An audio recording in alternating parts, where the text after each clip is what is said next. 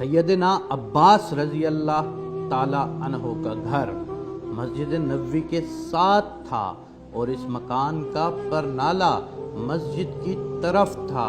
جب بارش ہوتی تو پرنالے سے پانی گرتا جس کے چھینٹے نمازیوں پر پڑتے تھے۔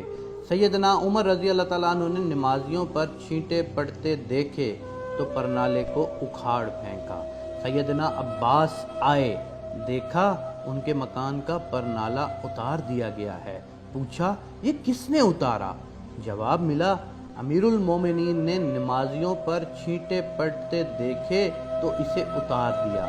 سیدنا عباس نے قاضی کے سامنے مقدمہ دائر کر دیا۔ امیر المومنین ابی بن کعب رضی اللہ تعالیٰ عنہ کی عدالت میں پیش ہوئے تو جج صاحب لوگوں کے مقدمات سن رہے تھے اور سیدنا عمر عدالت کے باہر انتظار کر رہے تھے۔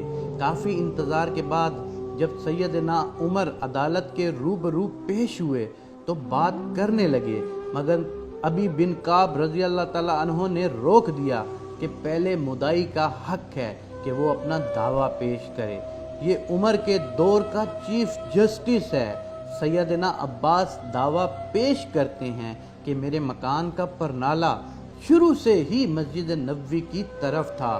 زمانہ نبوی کے بعد سیدنا ابو بکر کے دور میں بھی یہی رہا، لیکن عمر نے میرے مکان کا پرنالہ میری عدم موجودگی میں میری اجازت کے بغیر اتار دیا ہے، لہٰذا مجھے انصاف چاہیے۔ چیف جسٹس ابی بن کعب رضی اللہ تعالیٰ عنہ کہتے ہیں آپ بے فکر رہیں، آپ کو انصاف ملے گا۔ قاضی نے سیدنا عمر سے پوچھا آپ نے سیدنا عباس کے گھر کا پرنالہ کیوں اتارا؟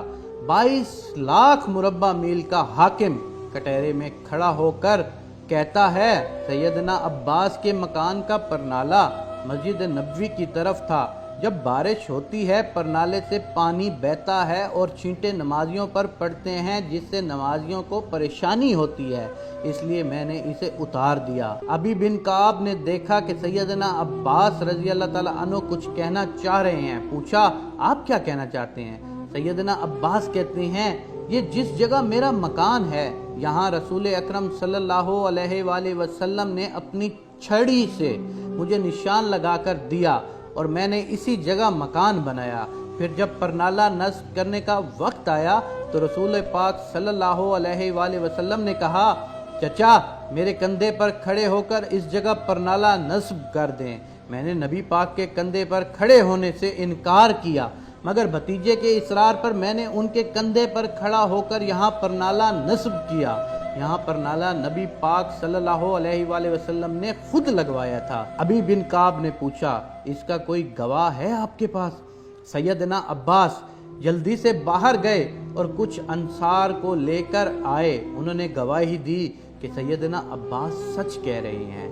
یہ سنتے ہی سیدنا عمر کے ہوش اڑ گئے اور رونے لگے، آنسوؤں کی جھڑی لگ گئی، اپنے پیارے نبی یاد آ گئے اور زمانہ نبوی کا منظر نظروں میں گھوم گیا۔ عدالت میں سب کے سامنے یہ 22 لاکھ مربع میل کا حاکم سر جھکائے کھڑا ہے، جس کا نام سن کر کیسر و کسریٰ کے ایوانوں میں لرزہ طاری ہو جاتا تھا۔ سیدنا عباس سے کہا مجھے نہیں معلوم تھا کہ یہ پرنالہ رسول پاک نے خود لگوایا ہے، آپ چلیے میرے ساتھ، جیسے رسول پاک نے یہ پرنالہ لگوایا تھا ویسے ہی آپ لگائیں۔ چشم کائنات نے دیکھا وقت کا حاکم دونوں ہاتھ مکان کی دیواروں سے ٹکا کر کھڑا ہو گیا، بالکل اسی طرح جیسے رسول پاک کھڑے ہوئے تھے۔ سیدنا عباس امیر المومنین کے کاندھوں پر کھڑے ہوئے اور دوبارہ اسی جگہ پر نالہ لگا دیا۔ وقت کے حاکم کا یہ سلوک دیکھ کر سیدنا عباس نے مکان اپنا مسجد نبوی کو وقف کر دیا۔